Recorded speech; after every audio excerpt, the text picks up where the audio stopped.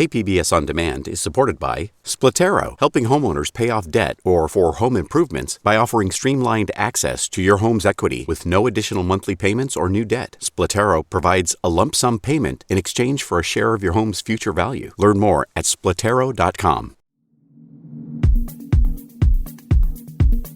ICU capacity continues to fall in the Southern California region, while the number of COVID-19 cases continues to rise. San Diego County public health officials reported 15 deaths and about 2,100 new infections on Wednesday. But health officials are concerned about staffing to handle patients. While the county has 20% of its beds available, it can only staff 6% of them.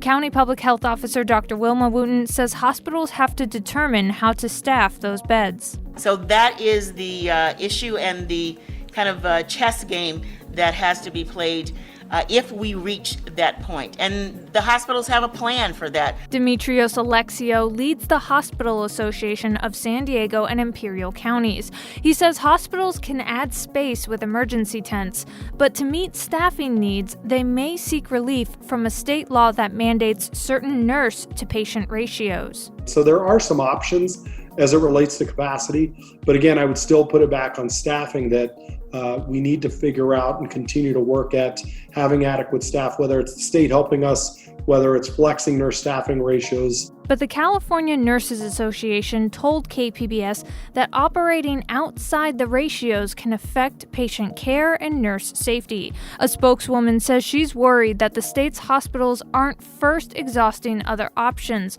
such as canceling elective surgeries. She also noted that some healthcare providers in the state have even laid off nurses during the pandemic. County healthcare officials say they've faced situations in some flu seasons when ICU capacity has been very low, but they say the challenge with coronavirus is the long-time recovery for infected healthcare workers. They say they cannot sustain long-term operations when ICU beds are 85 to 95% full. It's Thursday, December 10th. This is San Diego News Matters from KPBS News. I'm Annika Colbert. Stay with me for more of the local news you need to start your day.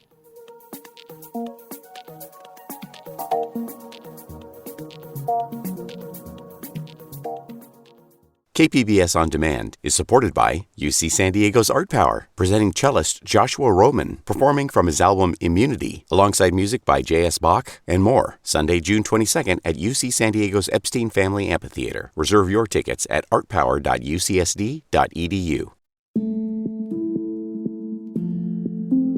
Governor Gavin Newsom has reversed course on last week's order to close playgrounds due to the statewide surge in COVID-19 cases. KPBS Metro reporter Andrew Bowen says many parents are relieved. Parents and kids wasted no time in taking advantage of the reopened playground at Trolley Barn Park in University Heights when ICU capacity in Southern California fell below 15% last week. The state ordered playgrounds closed, but parents and lawmakers pushed back, and the governor relented on Wednesday. Nicholas Estrada was glad to get out of the house with his 3-year-old daughter, Amora. Yeah, I'm a single father, so I'm trying to do the best I can to keep her engaged as well as myself. It's definitely been difficult just trying to take it day by day and wake up and find new things to explore to keep her engaged and myself. The state is still advising parents and children to social distance and wear masks even outside. Andrew Bowen, KPBS News.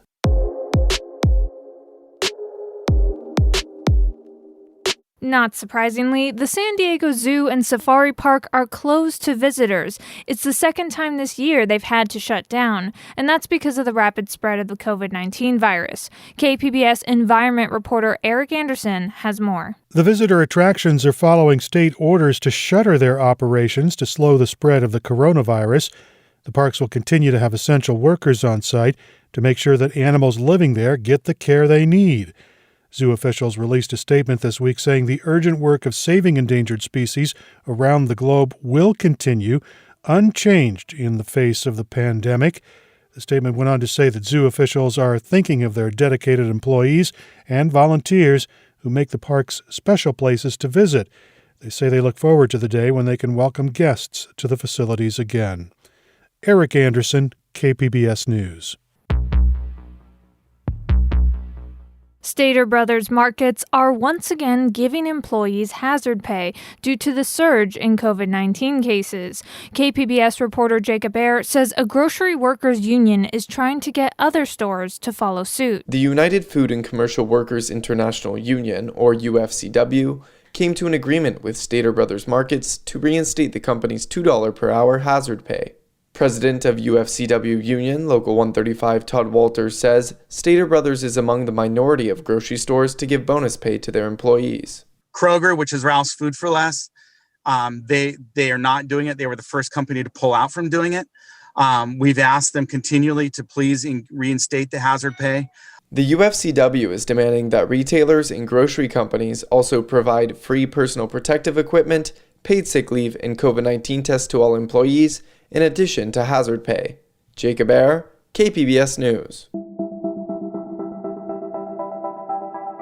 A new report finds veterans are struggling to file claims for VA benefits during the pandemic.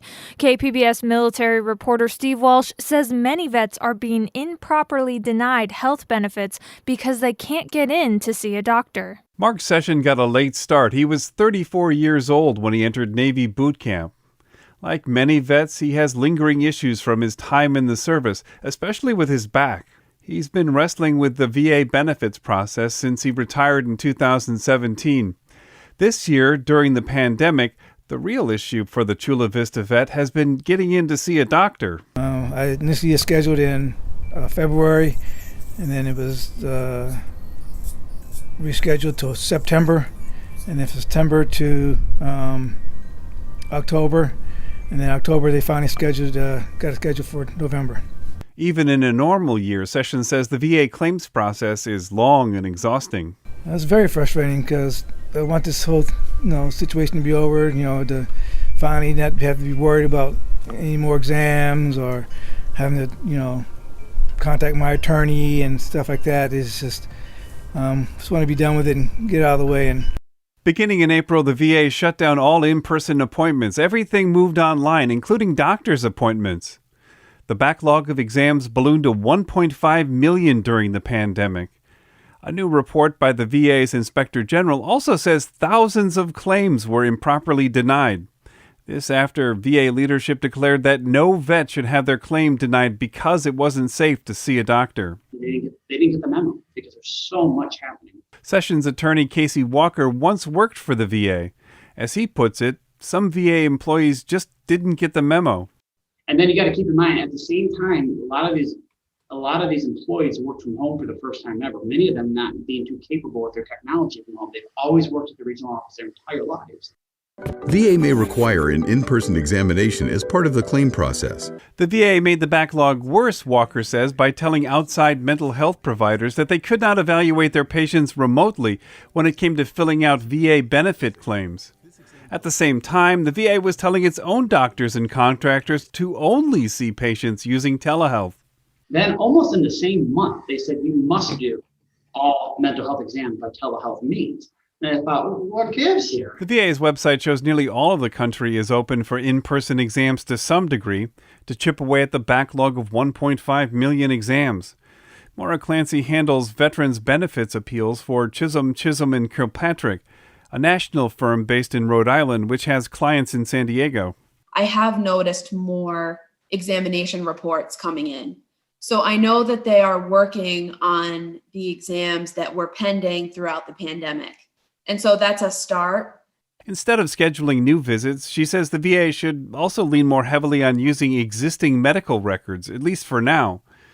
The VA told their Inspector General that they are looking at cases denied during the pandemic. Vets shouldn't count on their cases being reopened, Clancy says. Instead, vets should assume they'll have to step up on their own and file an appeal. It only helps the case, I think, to be able to point to what VA's guidance was in the beginning of the pandemic, which was that those denials weren't supposed to happen. And hopefully that they will take some corrective action. The VA has been trying to clear away the backlog of benefits claims for years. A new law went into effect a year before the pandemic designed to speed up the process.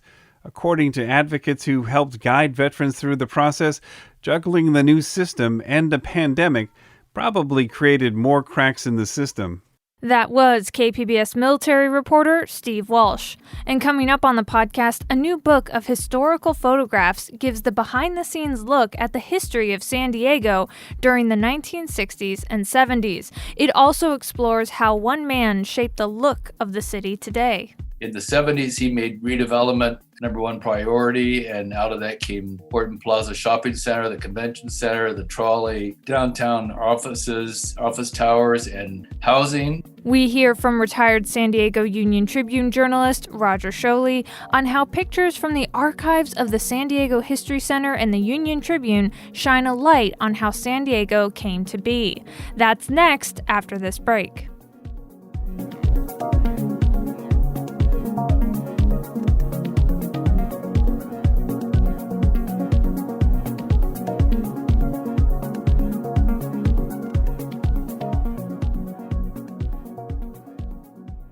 KPBS On Demand is supported by Latino Legacy Foundation, presenting their Storyteller series, Reach for the Stars with Ellen Ochoa, the first Latina astronaut. Welcome Serenade by the all-female mariachi Amapolas, Sunday, June 29th. More at LatinoLegacyFoundation.org. If you go back 50 years in San Diego, things were really different. UC San Diego and the Salk Institute were still in their infancies. San Diego State was a college, not yet a university. The Padres didn't join the major leagues until 1969, when they had a brand new stadium a few miles east of the brand new sports arena. And if you wanted to go to LA in the early 60s, well, good luck. Interstate 5 was yet to be completed. These milestones and much more are included in a new book called San Diego Memories, A Time of Change, the 1960s and 70s. KPBS Midday Edition co-host Mark Sauer spoke with its author, longtime San Diego journalist Roger Sholey. Here's that interview.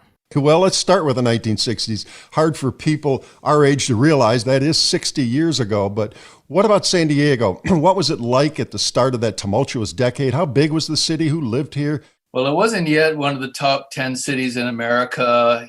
It was still growing. Growth was a big thing. So in those days, San Diego was trying to diversify its economy. And you mentioned UCSD and Salk Institute and San Diego State, all part of the drive to become a high-tech research and development center of America. Right. I want to ask you about that. The 60s were a great time of change culturally and, of course, great tragedy on a national level with the riots and the assassinations, the Vietnam War. How did San Diego figure into all of that?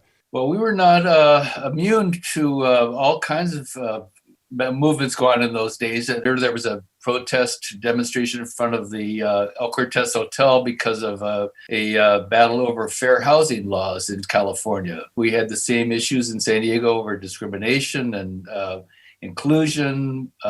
Women were beginning to become more and more prominent in San Diego affairs, not only getting elected to office, but there were scientists, researchers, women, standouts in every field of San Diego life. Now, what were some of the major accomplishments here in the 1960s? I did mention the couple of new stadiums and pro sports came to town. Well, let's see. You mentioned the universities. I think that's probably the most important thing in the 1960s and 70s. San Diego became a national major league sports city with the Chargers coming in 1961. And you mentioned the Padres becoming a major league team at the end of the decade. We also, going to the 70s, were trying to become a major league basketball team center, which didn't work very well. Right, but at one point we had 3 major league teams here in the period you're writing about. Yeah, so I was surprised how sports came and went. It was always a major come on for big cities. You know, you can't be a major league city without major league teams. Now, before we move to the 70s, tell us something about the 60s here that younger people or those of us who moved here from elsewhere might not know about San Diego in the 60s. Well, I think the Vietnam War movement or anti-war movement was very strong in San Diego, particularly UCSD. I was a student at the campus the second half of the 60s, and I experienced that firsthand. All the pictures I have included in this book, I remember personally witnessing as a student at the time. Well, let's move on to the 1970s. Off the top of my head, it was the time of Mayor Pete Wilson, the moderate Republican establishment fully in charge, right? Exactly. He was actually probably the most important and influential mayor in San Diego history on a number of levels. He was the one who introduced growth management rules in San Diego, trying to make growth pay for itself. And he was a leader we still remember as turning around downtown. In the 70s, he made redevelopment number one priority, and out of that came Horton Plaza Shopping Center, the Convention Center, the Trolley, downtown offices, office towers, and housing. So B. Wilson was very popular in his day. He was reelected 3 times. So a lot of those accomplishments and the foundations for things that we saw later, as you mentioned, Horton Plaza and some of the rest, were done by Pete Wilson at that time. There was a big push back then, and still is now, as you note, for an airport that never quite came to be a new airport here, right? No, that was in the previous book I did, which was on the 40s and 50s. It goes back that far. The whole question of Miramar. They had the approval, and they were going to take over Miramar Naval Air Station. And some people said, "Oh, that's too far away. We'll never need to go that far for an airport." So, and ever since then, as you know, we've been discussing what to do with Lindbergh. And this decade, these 2 decades, it was culminated in the worst plane crash in American history at the time, the PSA crash in 1978.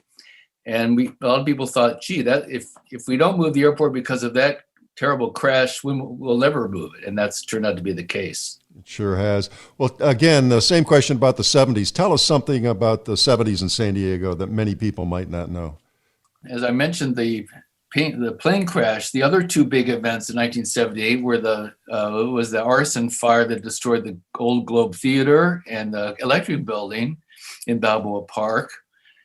We had a terrible school shooting by Brenda Spencer in 1979. But then on the plus side, we had all the usual rock stars. Most prominent in the 60s was the Beatles, but we had the Bee Gees in the 70s, where Elvis Presley came here 5 times in the 30-year period.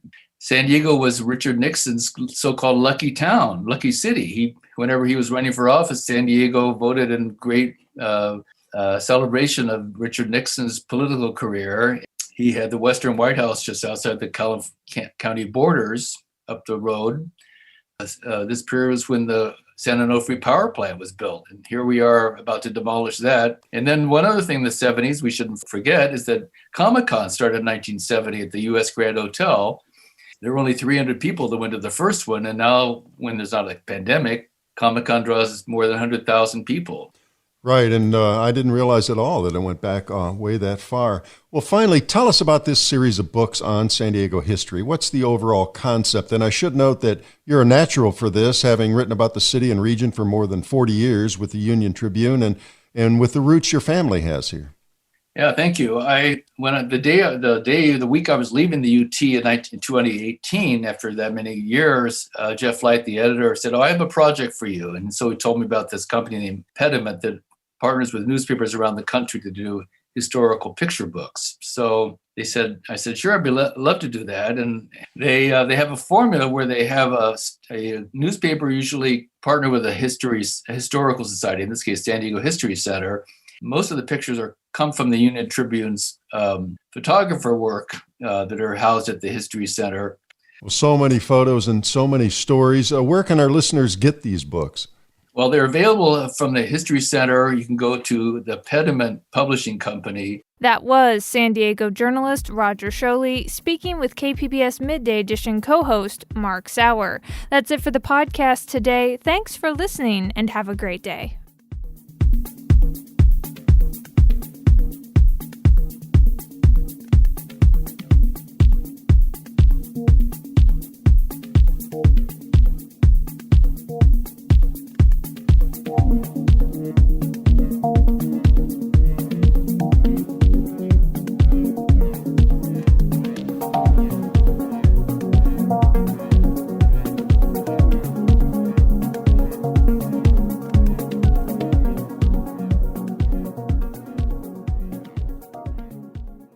KPBS On Demand is supported by Latino Legacy Foundation, presenting their Storyteller series, Reach for the Stars with Ellen Ochoa, the first Latina astronaut, former NASA director, and San Diego native. Sunday, June 29th.